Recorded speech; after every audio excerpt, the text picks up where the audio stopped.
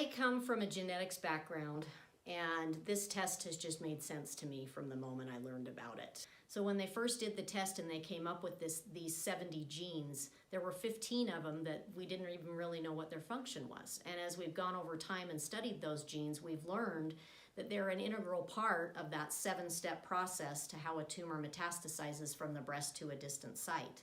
And it just makes perfect sense that a high-risk tumor would have those genes and therefore be high risk versus some of these other genomic tests where none of those genes are even touched upon.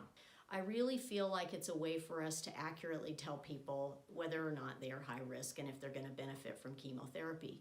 And I've said it multiple times to all of our oncologists that if I ever get breast cancer, it doesn't matter whether I'm clinically low or clinically high or what my receptors are, I will have a MammaPrint, and that will dictate whether or not I get chemotherapy.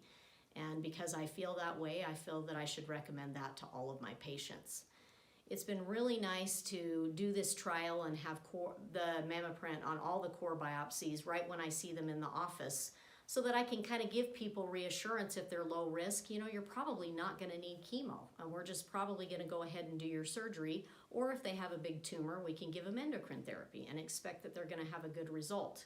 If they're high risk, I can kind of set the stage. Yes, you're going to need chemo, and we'll talk with the tumor board and see whether we do it pre or post-operatively, but I can at least lay the groundwork right from the beginning that this is probably what you're going to be looking at.